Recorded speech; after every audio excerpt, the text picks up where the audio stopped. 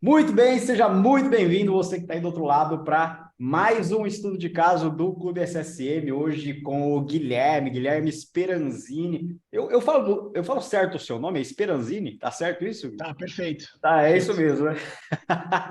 E, cara, nesse estudo de caso vai ser muito massa, principalmente porque o Guilherme está fechando um ciclo de 6 meses do nosso programa de aceleração para profissionais e agências de marketing digital de dentro do Clube SSM. E ele vai falar um pouco dos resultados dele ao longo do programa, o que, que ele gerou lá, o que, que ele fez para alcançar esses resultados, mas já vou dar um spoiler para vocês, tá? A gente sempre faz uma chamada para a gente ver se o membro é qualificável para entrar no nosso programa de aceleração, e nessa chamada a gente faz as anotações de como o membro está antes de ele entrar no programa, né? Para a gente analisar se ele é qualificável para entrar no programa. E nessa chamada, eu tenho algumas anotações aqui, e vou falar alguns números aqui. Tudo bem para você, Guilherme? Eu abri alguns números aqui, tranquilo, né? Manda Beleza. ver. Então, eu vou falar alguns números aqui. O Guilherme ele estava em contratos fixos, ele estava ali na média de 8 mil mensal há 6 meses atrás, antes do programa de aceleração. Hoje, né? Hoje, 6 meses depois do programa de aceleração, ele está com 25 mil em contratos mensais, recorrência mensal, tá? Fora provavelmente que ele feche de outros serviços mais esporádicos, né, também, mas 25 mil de recorrência mensal. E outra coisa, né, 1.500 era o seu ticket médio, né, Gui? R$ 1.500 era o seu Aí. ticket médio e hoje está entre 4 e 5 mil reais o seu ticket médio. Então, é exatamente sobre isso que a gente vai conversar. Eu vou fazer algumas perguntas para ele aqui, tentar extrair o máximo dele dessa jornada para você conseguir modelar o que ele fez, né, para alcançar, para mais do que triplicar, né, triplicar o faturamento dele, triplicar os resultados da agência dele, cara, aumentar quase 4 vezes mais o ticket médio dele. Então, ele vai falar um pouco sobre isso aqui. Gui, cara, primeira coisa, seja muito bem-vindo. Obrigado por você ter topado compartilhar um pouquinho da sua jornada aqui com quem está aí do outro lado ouvindo a gente. Cara, obrigado eu. É uma honra. Massa, cara. Primeira coisa, velho, se apresenta aí, fala de onde você é, quantos anos você tem, putz, se é casado ou não. Se apresenta aí, fala um pouco sobre o Guilherme para as pessoas te conhecerem, cara. Cara, eu sou de São Paulo, nascido e criado aqui, tenho 30 anos. Não sou casado, tenho apenas um sócio aqui, que é meu cachorro. Se ele aparecer aqui atrás, se ele começar Já a está latir, você já sabe o aparecendo. que que é. É. E, cara, me formei em jornalismo. Trabalhei um pouquinho na área, bem pouco, mas depois eu recebi um convite de um cara que era meu veterano para trabalhar como estagiário dele numa produtora de programa para televisão. E eu fiquei nisso por alguns anos. E daí, cara, eu tinha um sonho assim de morar fora, de ter uma experiência fora, de viver umas aventuras, umas coisas que eu não sabia bem o que eu queria fazer. Eu estava meio perdido e eu achei que seria uma coisa legal de fazer, principalmente no momento que eu estava ali, quando eu acabei a faculdade, eu tinha um dinheiro guardado e tal. E aí eu morei na Itália, eu morei nos Estados Unidos, eu morei na Austrália e eu voltei para o Brasil e 2 semanas depois que eu voltei, eu estava procurando trabalho, começou a pandemia.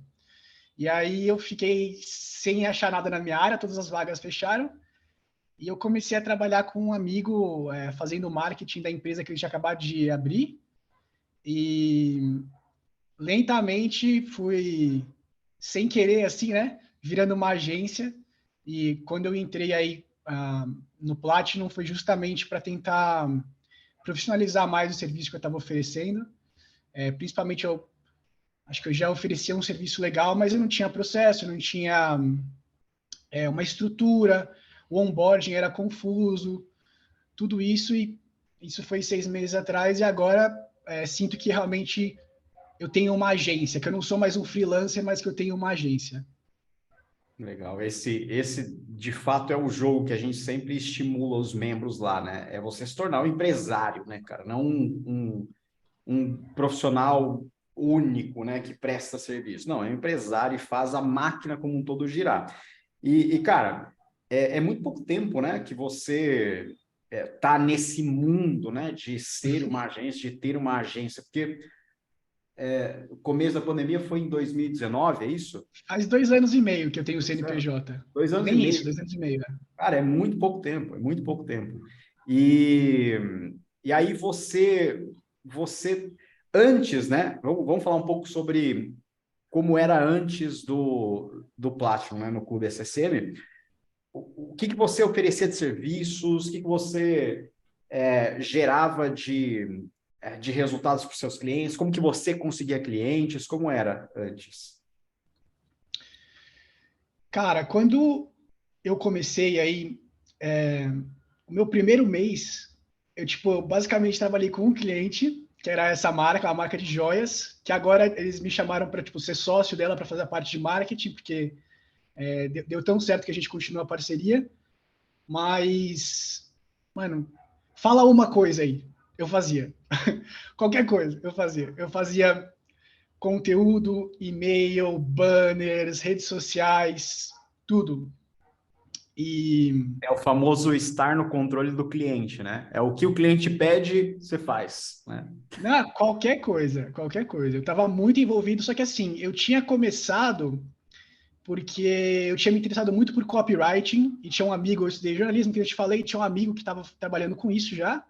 E ele me falou um pouco a respeito e tal, achei o mercado digital legal e comecei. Obviamente, eu fui descobrindo que tinha muita coisa além de copy, tinha essa coisa de conteúdo, tinha redes sociais, tinha posicionamento da marca, estratégia de longo prazo, etc. Mas, basicamente, o primeiro ano eu trabalhei com alguns clientes, eu trabalhei com lançamentos, trabalhei com clientes tipo e-commerce e tal, mas eu fazia absolutamente tudo. E eu estava, assim, extremamente desgastado com isso, porque eu basicamente era mano, conteúdo, gerente de marketing, analista, tudo de várias marcas. Então, era extremamente desgastante mentalmente, assim, um volume de trabalho insano. E, mano, para quem se cobra muito também, né? Eu nunca descansava. Tipo, eu trabalhava literalmente 7 dias por semana. Eu trabalhei 1 ano e meio, 7 dias por semana. Eu tirei, tipo, 3 folgas em um ano, assim. Então, esse era o cenário. Basicamente era tudo recomendação, ou eu prospectava ativamente, tipo, sei lá, eu fiz um curso que era um curso gringo, eu entrei em contato com o cara e falei, ó, eu quero fazer aqui no Brasil, eu posso traduzir e você me dá uma participação no que eu vender aqui no Brasil? Sim. Daí fomos lá. Deu tudo errado, mas a prospecção deu certo. Massa. E você, tudo isso, né? E você fazia tudo isso por R$ 1.500 por mês. Não, não, nem isso. Nem Nem, isso. nem chegava nisso. O primeiro pagamento que eu tive foi R$ 300. É, Cara, e agora você, deu uma melhorada, deu uma melhorada. você sabe que você não está sozinho nisso, né? Porque essa é a realidade de, sei lá, 90% dos profissionais e agentes de marketing digital no país, né? Galera que vende o serviço por R$ 300, R$ 500. Cara, é impossível você escalar um negócio com esse ticket. É impossível, porque você não tem Sim. margem, né, para você trazer outras pessoas para te ajudar com a prestação de serviço, automatizar processo, você perde margem, né? É muito louco isso. E Não, inclusive, só um adendo aí no que você está falando, né? Eu vejo muitas pessoas, tipo, além de eu estar envolvido nisso, eu tenho muitas pessoas ao meu redor, assim, do meu ciclo, da faculdade, de amigos e tal, que são pessoas criativas. Só que a pessoa que é criativa, ela muitas vezes tem um bloqueio de cobrar um valor, né? E hoje, a maneira como eu vejo o valor que eu estou cobrando não é tá metendo louco, tá explorando o cliente, mas é tipo, eu sou obrigado a cobrar esse valor para eu poder oferecer para ele o melhor serviço possível, né? E na época, o que eu pensava era, para ele me contratar, eu preciso colocar o menor preço possível, senão ele vai achar outra pessoa. E hoje, né, isso tá a 180 graus assim, de diferença. Então, você cobra para oferecer o melhor serviço e não cobra o mínimo para tipo, para ser aceito, né? Isso veio com vocês também. E o mais louco, né, é que, já entrando um pouquinho aqui no que a gente prega, né, como filosofia, né, para se escalar um negócio de serviços de marketing digital, é que a maior parte dos profissionais e agências, eu não sei se era assim para você, se for, você me dá um sim aqui, só para saber, né? Eles cobram com base no que eles entregam. Então, é tipo assim, eu vendo gestão de tráfego. Então, gestão de tráfego. Quanto as pessoas no mercado estão cobrando por gestão de tráfego? Eles veem lá, tem gente cobrando R$ 500. Putz, vou cobrar 400 para eu conseguir vender mais. Eu vou cobrar, sei lá, tipo, minha entrega é relativamente boa, vou cobrar 1.000. Beleza, tá tudo bem, né? Só que o lance esse é o maior erro, né? Que as agências profissionais podem cometer. Por quê? Porque uma vez que você vende entregável, quando você vende, sei lá, gestão de tráfego, gestão de mídias sociais, criação de site, quando você vende o entregável, o seu cliente tem o poder da comparação. É o seu cliente que compara se aquilo que você está entregando, esse entregável vale ou não vale o quanto você está cobrando. Eu gosto sempre do exemplo do quanto está o dólar, né? Você já me viu falando sobre esse exemplo, né, Gui? Quanto está o dólar? Pergunto para as pessoas, quanto está o dólar? E aí a primeira coisa que a pessoa faz é ir lá ver a cotação do dólar, né? Contra o real, que hoje, sei lá, deve estar 5 e alguma coisa, né? E aí as pessoas respondem, o dólar está 5,15. É isso que as pessoas respondem, né? Só que, olha que louco, né? Se eu faço essa mesma pergunta para um americano, quanto está o dólar? O que ele vai responder? Não, um dólar é um dólar. Fim. Então, para pessoas diferentes, existem um fator de comparação diferente que já existe na cabeça da pessoa, já está lá na mente da pessoa, né? E aí, quando você chega para um potencial cliente e fala, eu vendo gestão de tráfego e meu preço é X, ele vai usar o que ele tem de fator de comparação, como, por exemplo, a pergunta do dólar, né? Ele vai usar o que ele tem de fator de comparação para decidir se está caro ou está barato. E se ele encontrar outro profissional que faz o mesmo entregável, que tem o mesmo entregável do que o seu, e ele cobra mais barato, ele vai te trocar. É fato que isso vai acontecer, né? É Então, commodity, né? Você é trocável. você é trocável. Essa é uma das chaves para você conseguir aumentar o ticket médio, né? Que eu imagino que você tem implementado isso aí para sair de um ticket médio de 1.500 para 4.000, 5.000 reais, né? Conta um pouco o que é que mudou no seu processo de vendas. No seu processo de vendas, você sair desse ticket para um ticket maior, o que mudou? O que mudou na maneira como eu faço, né, esse processo? Exatamente. Tá. Cara, hum, quando eu comecei, eu fazia de tudo. Conforme eu cheguei nesse ponto que eu te falei que eu estava extremamente desgastado, o que eu comecei a fazer foi cortar serviços. Então, por exemplo, redes sociais, que é, vamos dizer assim, se eu pegasse o 80-20, redes sociais é o que mais dá trabalho e que menos dá dinheiro. Então, eu cortei. Conteúdo, idem. Só que o que foi acontecendo foi que ao longo de tipo 6 meses, um ano, já não fazia mais sentido para alguns clientes trabalhar comigo. E eu fui claro com eles que tipo não fazia sentido mesmo, porque o que eu estava prestando era basicamente e-mail marketing e estratégia. Só que a carteira que eu tinha na época não fazia sentido eles continuarem porque eles tinham poucos e-mails, esse tipo de coisa. E cortando serviços já não é vantajoso para ele. E isso me ajudou a me tornar mais um especialista, só que restringiu muito quem eu podia atender. Foi aí que eu percebi que, na verdade, cara, eu gosto muito do que o Leandro Ladeira fala, que ele fala, tipo, tem a furadeira, tem o quadro e tem o decorado. O cliente não quer saber da furadeira, ele não quer saber do quadro, ele quer entrar em um ambiente assim, ó, e ter o ambiente decorado. É a vida dele com a sua ajuda, né? E aí eu comecei a trazer os serviços de volta. E, tipo, o que eu não sei fazer, eu não expando o serviço que eu, Guilherme, faço. Eu trago parceiros, eu cobro 20% em cima, mais ou menos, e aí eu sirvo como um gestor do projeto, basicamente, né? E para o cliente isso é muito vantajoso também, porque ele tem apenas um ponto de contato, ao invés de ele ter que fazer um monte de reuniões, etc., ele lida com uma pessoa só, um relatório só e tal. Então, a primeira coisa no processo de vendas foi: eu não sou mais um freelancer, eu não sou um especialista em e-mail, eu sou uma agência de marketing digital especializada em e-mail e estratégia. Tipo, esse é o meu posicionamento.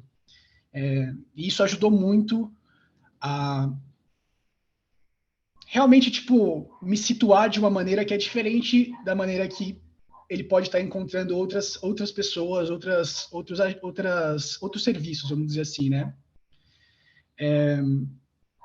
E, cara, na prospecção e no processo de venda, uma coisa que eu não fazia era dizer não. Se você está interessado, pode vir que eu vou te atender. E hoje é o contrário. Hoje o meu default é não.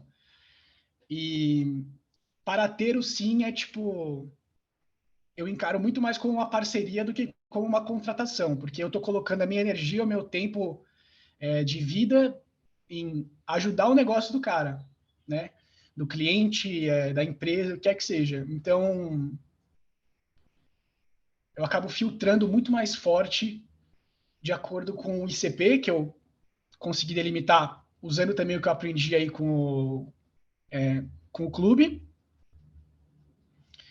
E durante o processo de conversa, não tem, tipo, enviar proposta, eu só mando a proposta, tipo, é um valor final, assim, ó, é isso aqui, ó, se vocês quiserem fechar, é isso, mas não tem, tipo, passar uma semana bolando uma proposta e tal.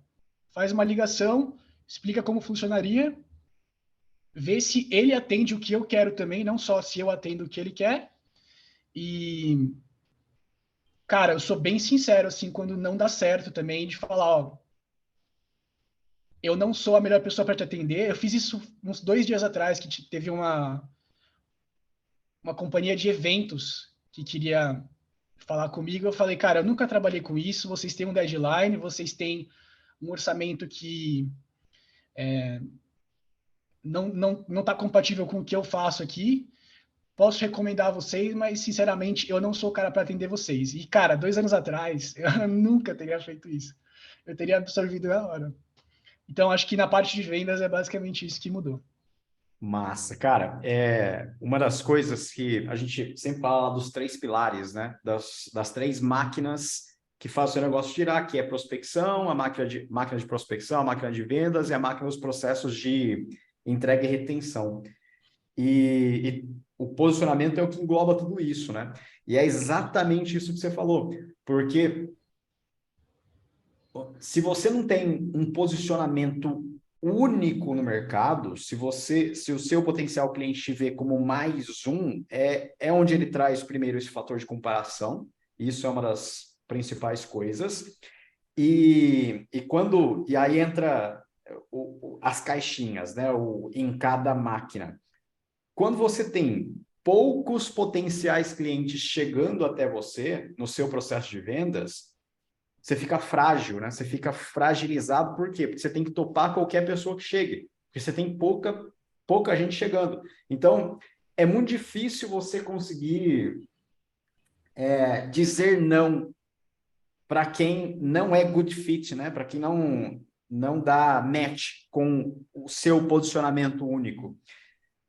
O que resolve isso geralmente, né? E a gente bate muito nessa tecla, volume, cara. Então, a prospecção não pode parar, nunca, nunca. Você tem que ter novos potenciais clientes chegando todo santo dia com você. Você tem que fazer chamadas de vendas todo santo dia. Por quê? Porque isso te torna antifrágil de não precisar, não precisar falar sim para todo mundo, né? Então é você que tem, você que está no controle. Porque se o seu cliente, se aquele potencial cliente não é good fit com a sua agência, você simplesmente vai falar, não é good fit, próximo.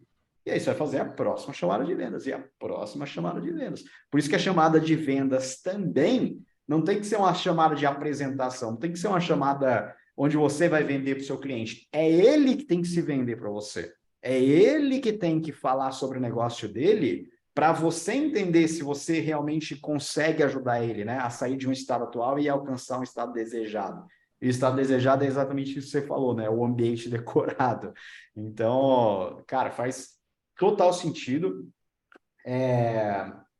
E isso é o que, de fato, né, faz você conseguir aumentar o seu ticket médio e ter uma antifragilidade muito grande para não aceitar qualquer tipo de cliente, né? O aceitar qualquer tipo de cliente tem uma coisa muito legal, e aí eu não sei se você... e aí você pode concordar ou não comigo, também é que a, a escala do seu negócio depende do cliente que você põe para dentro. Porque o seu negócio ele fica mais ou menos escalável dependendo do tipo de cliente que você tem e o quanto você está cobrando desse cliente. Porque é aquele lance, né? É você cobrar R$ 500 por mês, né? Como muito gestor de tráfego, por exemplo, faz, gestor de mídias sociais, R$ 500 por mês, e aí você consegue atender 7, 8, 10 clientes sozinho, vai, para assim, para vender a alma, né? 10 clientes, vendendo a alma. Cara, você está limitado a um crescimento de R$ 5.000 por mês. Essa é a sua limitação, a limitação do seu negócio, né? Basicamente. E aí você não consegue contratar mais gente para te ajudar porque sua margem é baixíssima, né? Você tem pouquíssima margem para você colocar mais gente dentro do negócio para te ajudar. Então, o cobrar mais, ter um ticket médio mais alto e ter os clientes certos, não é uma questão de opção, né? É uma questão de sobrevivência, é uma questão de se você quer crescer o seu negócio de fato ou não. Não sei se você concorda comigo nisso, nesse sentido. Não sei se você viu isso nessa mudança que teve no seu negócio nesse Não, sentido. total. Do lado da agência, quando você até fala isso lá no começo, que é tipo, quando você define o seu cliente ideal e você consegue criar um resultado e depois você replica isso em outros clientes mais ou menos da mesma pegada, no mesmo nicho, mesmo perfil, mesmo tipo de negócio, se torna um sistema e não o que eu fazia, por exemplo, que você usa essa palavra, que é uma palavra muito boa, que é artesanal. Basicamente, eu ficava fazendo coisas artesanais. Então, tipo, tá, hoje eu faço calçados para criança, amanhã eu faço eletrônicos para, tipo, super nerds que querem montar robôs de batalha. Cara, vai ser muito difícil você ver algum paralelo ali, né? Então, do lado da agência, o que você falou, concordo 100%, é essencial você ter alguma caixinha, pelo menos, né, que você consegue reaplicar e isso só melhora para o seu cliente a entrega, porque no fim você está bebendo de uma fonte de sucesso ali e reaplicando e melhorando e reaplicando e tal. Poderia te falar uma coisa em relação ao valor, mas me fugiu agora. Segue o barco aí. E deixa eu só pegar um parênteses disso que você falou, né? Quando você tem clientes que são muito semelhantes uns aos outros, todos os seus clientes se beneficiam disso. Porque se você faz uma coisa diferente, né, para um dos clientes, isso gera um puta resultado, a única coisa que você precisa fazer é replicar para todos os outros. Se você tem clientes muito diferentes uns dos outros, né, fica difícil, né? Você não consegue replicar coisas que geraram um bom resultado para esse cliente em outro cliente. Agora, uma coisa que eu falaria, eu lembrei, em relação a questão do ticket, mas principalmente, assim, o que o valor que o cliente está investindo no seu serviço, ele compra, é o seu investimento de tempo e dedicação à marca dele também. Então, a maneira como eu vejo isso é, por exemplo, hoje eu atendo alguns negócios que trabalham que são o mercado infantil. Só que sempre quando eu vou fazer o onboard de um cliente, não é apenas eu pegar, tipo, quais são os KPIs, quais são isso, aquilo, mas eu, pessoalmente, sento e estudo o mercado do cara, eu estudo os concorrentes, eu estudo marcas que fazem isso no exterior, estudo o histórico dele, converso com a equipe de vendas, converso com o atendimento. E uma coisa que eu noto é, por exemplo, eu uso muito no onboarding aquela classificação dos arquétipos da marca. E tem marcas que são de criança que tem um arquétipo, por exemplo, tem uma marca que eu trabalho que, o DNA deles é preço baixo. Tipo, eles só vendem coisa com promoção desde o começo. Tem outra que é uma experiência, que é a experiência do pai com o filho ou da mãe com a filha, e é muito mais esse contato interpessoal, e não tipo promoção, promoção, promoção. Você tem que, como agência, cara, você tá fazendo um desserviço para o seu cliente se você opera no mínimo possível, porque você não tem tempo para pensar dessa maneira. Você vai fazer, que nem eles chamam em inglês, né? Cookie cutter. Você vai pegar e colocar uma forminha para cada um e fazer o quadrado caber no círculo e o círculo caber no quadrado e, tipo, vai que vai. A gente sabe que na prática uma marca que é realmente rentável não é assim, né? Ela tem o DNA dela, ela tem o posicionamento dela, a pegada, o tom de voz e tal. Então, isso requer tempo e, obviamente, tempo requer dinheiro também. Massa, cara, faz todo sentido isso, porque isso que você falou, né, é você conversar um nível estratégico com o seu cliente, porque isso faz toda a diferença também com não só com a retenção desse cliente, mas também com o ticket, o aumento de ticket, né? Porque quando você está conversando ali a um nível operacional, um nível tático, cara, você é altamente substituível. Quando você está falando a um nível estratégico, raríssimos os casos de agências ou profissionais de marketing digital que conversam a um nível estratégico de entender o posicionamento do cliente, de entender qual é a estrutura de growth que você vai implementar ali para manter ele crescendo de forma exponencial. Então, é muito difícil encontrar, né? E é uma das coisas que a gente prega muito dentro do clube, né? Você conversar a um nível extremamente estratégico com o seu cliente. Isso faz você, não só aumentar o ticket muito mais, mas reter esse cliente por muito mais tempo também, porque ele sabe que ele tem você como não só um cara que está implementando a operação de marketing digital dele, e entra um pouco na operação comercial também, muitas vezes, mas também que está olhando para a parte estratégica para o negócio dele de fato crescer, né? Cara, tem uma coisa que você faz que é muito legal e eu queria que você compartilhasse o como, tá? Disso. Eu queria que você falasse um pouquinho mais sobre o como que você faz isso. Que a gente chama aqui, né? A gente tem uma nomenclatura para isso, que é a agência descentralizada. O que é a agência descentralizada? Você não precisa ter uma sala comercial e colocar todo mundo dentro da sala comercial e, cara, tem um gestor de tráfego, um de social media, um atendente, outro, a equipe comercial. Você não precisa disso, né, de fato. Mas você precisa de pessoas estratégicas para fazer cada uma dessas partes, né? E aí uma coisa que você me falou, quando a gente fez a sua chamada de review de jornada, é que hoje a única pessoa que é contratada no seu CNPJ é você, né? E todo o restante são freelancers que prestam serviços específicos para você fazer a entrega para o seu cliente. E aí o que você fica de fato é com a conversa estratégica com o seu cliente, porque a implementação outras pessoas vão fazer, né? E é o que a gente chama de agência descentralizada, é você descentralizar a operação e ficar com a parte estratégica, que é a parte de vendas, a parte de gestão de retenção do cliente. eu queria que você falasse um pouco sobre como que funciona hoje esse seu modelo, né? Quem são as pessoas, onde você vai buscar essas pessoas, quanto você paga para essas pessoas geralmente? Pode ser? Você topa Claro, compartilhar aí? claro. Massa. Sim, certeza. Deixa eu te dar só um contexto, né? O primeiro ano da agência foi esse ano, tipo, faca na caveira, 7 dias por semana e tal. Quando eu, quando eu bati o primeiro ano, eu pensei, bom, não dá para continuar assim, eu preciso de ajuda. E aí eu defini, beleza, eu vou contratar pelo menos mais uma pessoa, mas provavelmente eu vou precisar de duas, porque eu preciso de uma pessoa para fazer arte, etc., e eu preciso de uma pessoa para me ajudar com texto e tal.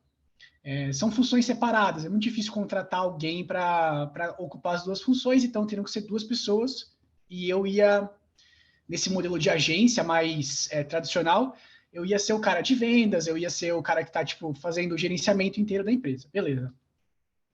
Contratei duas pessoas. Primeiro erro, contratei duas pessoas extremamente júniores, que não estão habituadas com trabalhar remotamente, que não tinham muita experiência. Elas provavelmente queriam que eu desse mais a mão para elas e acompanhasse elas. E eu sou um cara extremamente organizado, mas extremamente delegador. Tipo, ó, sua missão é essa aqui, eu vou te dar todo o contexto, qualquer dúvida que você tiver, fala comigo, mas eu espero que você vá e faça.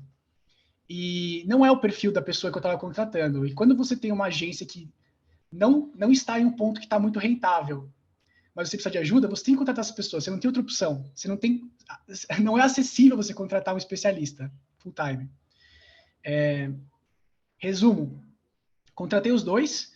Um deles eu treinei, estava super bem. Depois de um mês, ele foi embora. Ele recebeu uma oferta de um outro lugar e foi embora. Beleza, erro meu, tranquilo. O segundo, ele levou mais tempo para treinar, mas ele levou uns 3 meses. Quando eu olhei para ele e pensei, cara, esse cara tá pronto, ele tinha um outro convite também e foi embora. E aí eu fiquei sozinho. Só que no, no caminho para eu contratar os dois, eu pensei, bom, é uma máquina, eu tenho que estar empurrando gente para dentro, então, cliente novo, porque senão eu não consigo pagar esses caras. E aí cara, eu vendi tipo uns 3 ou 4 projetos e eu fiquei sozinho para tocar todos esses projetos, fora os que eu já tinha antes. E essa foi a pior época, porque eu estava fazendo o trabalho de 3 pessoas sozinho. Então, daí em diante, isso faz um ano e pouco agora, eu falei, tá, eu não vou contratar alguém por enquanto, deixa eu testar esse outro modelo. E esse é o modelo descentralizado que você está falando, que é basicamente assim, qual que foi a minha conclusão, né? É claro que é muito valioso você ter uma equipe fixa. Eu provavelmente vou pegar alguém fixo nos próximos meses, porque eu não consigo mais dar conta sozinho. Só que as pessoas júniores que eu pagava, eu achei que eu poderia pagar bem e a contrapartida do cara valeria tanto a pena que eu conseguiria pegar alguém legal pelo valor que eu estava colocando, mesmo só sendo júnior. Na prática, é muito mais rápido e melhor você terceirizar para um especialista que vai fazer um trabalho N vezes melhor do que um cara júnior, em menos tempo, com uma entrega final top, sem você ter o custo recorrente e trabalhando com projetos mesmo, né? Então, ao longo desse ano, eu uso muito o Workana, que é a ferramenta de freelas, né? É como o Fiverr, etc. Eu uso muito lá. E agora também eu já tenho muito contato de tipo grupo de Facebook, comunidades, etc. Então, eu terceirizo muito dev, designer e conteúdo. Basicamente são esses caras que eu... Ah, e gestor de tráfego. São basicamente esses caras que eu contrato.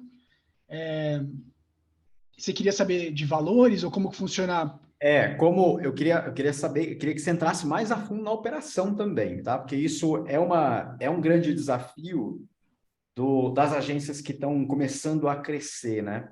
Porque a maioria pode bater muito cabeça como você bateu, né? De contratar alguém fixo e inflar a sua folha, inflar os seus custos fixos e, cara, você correr o risco desnecessário, né? Porque você vincula o seu negócio aos seus contratados e não os seus contratos aos seus contratados. Então, Tá, você corre riscos desnecessários e aí isso acaba, cara, é desnecessário, né? Então, eu queria saber, massa do Workana, grupos de Facebook, é o jeito que eu contrato geralmente também profissionais para projetos específicos. O Workana eu adoro, cara, adoro, adoro. Eu sempre encontro o profissional que eu preciso lá. E como é que você fecha o contrato com eles? Como é a conversa com eles, tá? Como que você publica o projeto? Como que você fecha o contrato? E geralmente o quanto você paga, o quanto que isso significa do contrato total. tá, perfeito. Ó, existem meio que dois casos diferentes. Quando eu estou fazendo o call de vendas ali, né, que eu estou tentando fechar o cliente, em geral, eu faço um mapeamento já de quais são as métricas principais do negócio e tal. E aí, eu sempre tenho um slide que eu mostro o 3A, 3R. Então, eu mostro lá as 6 etapas e, com base na conversa que eu tive com o cara, eu consigo perceber aonde que está o problema, né? Então, se há um problema de awareness ali, né, um problema de expandir mais a marca, eu sei que eu vou precisar de tráfego ou de conteúdo, SEO e tal. Eu não vou fazer isso, então eu sei que eu vou ter que terceirizar alguém maior para o projeto, alguém que vai estar recorrentemente. Nesse caso, normalmente eu uso um parceiro, uma agência e tal. Aí eu falo com o parceiro, eu vejo quanto que sairia para ele, vejo quais são as minhas opções e aí trago para o cliente já colocando o meu fee em cima e sendo 100% transparente. Ó, quem vai fazer a sua gestão de tráfego é a empresa X, eles já geraram esse resultado, eu estou trazendo eles porque eles são especialistas, eles vão te atender melhor do que qualquer pessoa que eu conheço, e a sua ponte vai ser eu. Então você vai ter que lidar comigo, eu vou reportar com eles. Se você quiser falar com eles direto, a gente pode trazer também, mas eu quero deixar a sua vida mais fácil. Então seria essa fonte, seria esse caminho. E aí o cara pode pagar direto para mim e eu repasso com uma porcentagem, ou eu coloco a minha porcentagem em cima do meu pagamento e ele faz o contrato direto com a agência de tráfego, por exemplo. Tá? Mas eu intermedio todo o processo. Então, é realmente uma gestão ali de projeto. O segundo caso é quando são coisas pontuais. Então, por exemplo, quero adicionar uma funcionalidade no meu site, quero fazer uma página de captura nova, etc. Aí eu vou no Workana, eu sou o mestre dos briefings, tipo, eu faço um briefing, mano, muito detalhado, porque eu sei que a pessoa criativa precisa disso, tipo, isso ajuda muito ela. E aí, cara, posto lá, analiso quais são as opções, e não tem contrato, não tem nada, porque é pelo próprio Workana. Então, já faço o pagamento na hora, enquanto o cara não entregar, não libera o dinheiro. Depois que ele entrega, você ainda pode revisar, você ainda pode pedir alterações e tal, mas salvo um ou dois casos, eu nunca tive nenhum problema. Já já libera o pagamento e aí resolve. E inclusive vários freelas que eu já fiz lá, que eu já contratei lá, depois eles se tornam colaboradores recorrentes, assim, tipo, o cara de TI vai ser o cara que vai fazer a manutenção do site dos meus clientes, o cara que é o designer gráfico, o web designer, ele vai se tornar o web designer da minha agência, sempre que eu preciso eu falo com esse cara, e assim por diante, é um canal de networking mesmo. Basicamente, o modelo, né, esse modelo de descentralização funciona quase como uma arbitragem. Quase não, né? É uma arbitragem. Porque 100% arbitragem. 100% arbitragem, porque e é um modelo, cara, é o modelo mais inteligente para crescer seguro, não é para crescer seguro, porque você sabe exatamente quanto tem de dinheiro que entrou daquele... É assim, né? Funciona assim. Olha que louco isso, né? Não sei se você já tinha reparado nisso também, Gui, mas funciona assim. Você fecha com o cliente e ele te paga. Porque o cliente paga antecipado, sempre. Sempre assim. Ele te paga. Aí, você vai lá no Workano, vai num grupo, e aí você fecha com ou o gestor de tráfego, sei lá, o cara que vai fazer, você precisa de uma landing page, uma página, ou o cara que vai fazer a página, web design, qualquer coisa do tipo. Você fecha com esse cara e você só paga ele quando ele entrega. Ou seja, você recebe o dinheiro primeiro, e aí depois você paga quando isso é entregue, quando o trabalho é entregue, ou então 30 dias depois, né? Que é o que geralmente acontece. Contrata uma pessoa e paga ela 30 dias depois. Então você já tem a margem garantida desde o início, né? Você já tem o dinheiro, o caixa garantido para pagar esse profissional desde o início. Então, é a maneira mais inteligente de se contratar, sendo um dono de agência, né? De agência de marketing digital, porque você só faz a arbitragem desse dinheiro que entrou. Então, a maior habilidade que realmente os donos de agência precisam ter é a habilidade de se posicionar bem, conseguir trazer bons clientes, conseguir vender por tickets altos, porque ele ganha margem com isso, e fazer essa arbitragem da entrega para reter esse cliente. Basicamente é isso. Basicamente Cara, é e tem mais uma coisa também no que você está descrevendo, que é o seguinte: além do ticket ser mais alto, no meu caso aqui, o que eu acabo ganhando bastante também, a gente não falou sobre isso, né? No processo de onboarding do cliente, eu não vou doutrinar ele sobre quais são as métricas que ele precisa. Ele vai me falar, ele vai ajudar a definir quais são os KPIs. E eu vou falar para ele, bom, isso aqui dá para medir, isso aqui não dá. Ah, eu quero que entre mais gente na minha loja. Não tem uma métrica disso, tipo, não tem como a gente sentar e falar, ó, isso foi atingido, isso não foi. Então, qual que dá para fazer? Ah, essa. Beleza, fechado. Eu costumo dar duas opções. Uma opção que é um FII fixo, alto, e uma opção que é um FII um pouco mais baixo, mas com uma cláusula de sucesso ou uma participação nos resultados. E no processo de filtrar o ICP, eu sei que eu vou conseguir, se ele atingir tais checkboxes ali, eu sei que eu vou conseguir atender ele muito bem. Então, eu costumo trabalhar muito com a coisa da comissão, da participação, porque eu sei que eu vou conseguir gerar o resultado. E aí, cara, você pode deixar o seu FII mais baixo, porque você vai ter uma participação final. E isso ajuda muito também o próprio dono do negócio, né? A gente tem que se colocar no lugar dele, que é, pô, esse cara está investido, o pagamento dele está investido no resultado que ele vai gerar. Para os meus clientes, pelo menos, isso é algo muito atraente para eles, de saber assim, tá, se esse cara não gerar o resultado, ele também não ganha. Você conhece um livro que chama, tipo, em inglês chama Ofertas de 100 milhões de dólares, do Alex Hormozi? Mano, com esse livro, se tem alguém aí assistindo que quer uma recomendação, esse livro é animal, porque só em inglês, né? Ele só para é só em inglês. Mas é ele tem um curso no YouTube também, no site dele, aliás, que é gratuito, que é a mesma coisa do livro.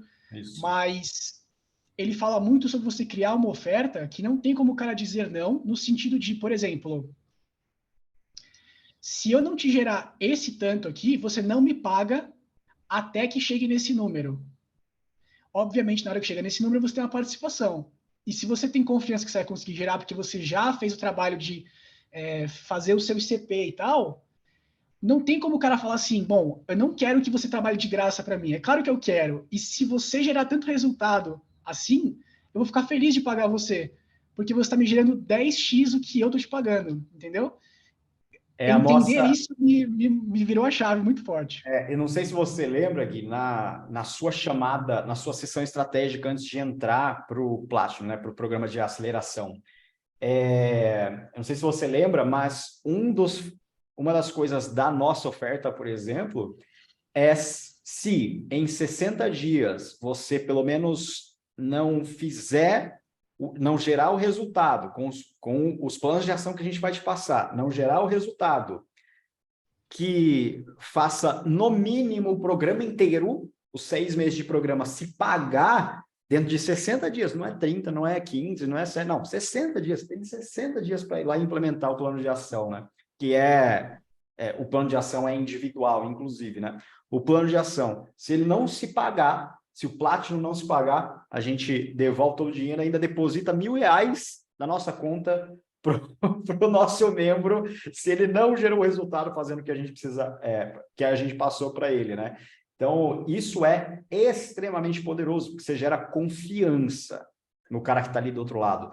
Principalmente quando a gente está falando de tráfego frio, né? De pessoas que chegam e não te conhecem, nunca te viram na vida.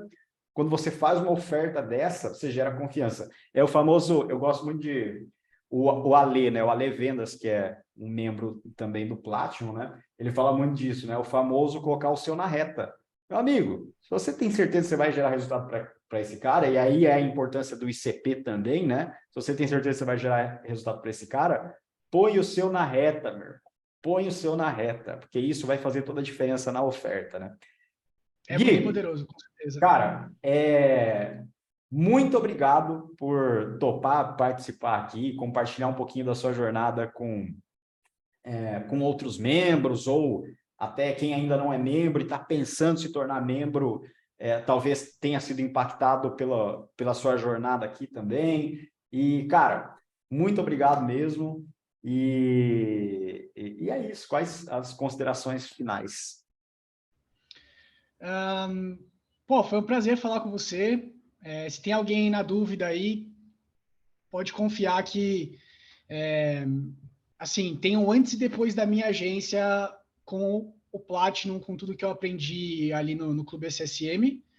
E realmente, cara, recomendo. Uma coisa que eu te falei na nossa chamada lá, e que eu acho que vale a pena para quem não te conhece também saber, que para quem está lá dentro já e trabalha com marketing, é nítido que você poderia encostar um pouco mais, você poderia fazer menos do que você faz, mas você é um cara que, junto com a sua equipe, claramente vocês têm, assim, uma ética de trabalho e, tipo, de performance, de criar mais, de não estar acomodado, de gerar mais coisas, resultado, conteúdo, etc., que é muito forte. E foi algo que eu não estava esperando quando eu entrei, que eu fiquei muito surpreso positivamente. E é isso, meu, muito legal ver o arco que eu não lembrava que eu tinha respondido 6 meses atrás. Você me surpreendeu com as minhas respostas. E, enfim, parte do sucesso é graças a vocês aí. Obrigado de verdade, foi um prazer falar com você. Ih, você tá no Opa, mudo. tava no mudo, tava no Aí. mudo. Então, obrigado, Gui, obrigado de verdade. Cara, para você que está aí do outro lado e, sei lá, quer saber mais sobre o Clube SSM, quer saber se você tem a qualificação necessária para participar do nosso programa de aceleração, cara, vai em clubessm.com e aí você vai ter todas as informações que você precisa lá. Só isso. Beleza? Gui, cara, um grande abraço para você que está aí do outro lado e nos vemos na próxima. Até mais.